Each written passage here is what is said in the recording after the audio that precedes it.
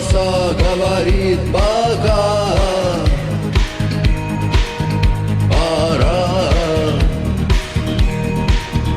И пальто на гвозде, шарф в рукаве и перчатки в карманах шепчут: подожди до утра. До утра. Но странный стук зовет дорогу. Может, сердце, может, стук в дверь. И когда я обернусь на пороге, я скажу одно лишь слово: «Нет».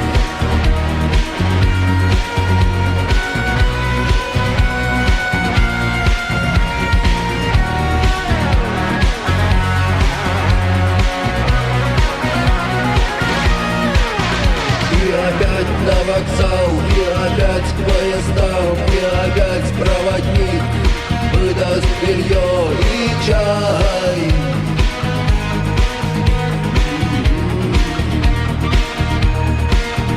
И опять не усну, и опять сквозь грохот колес мне послышится слово: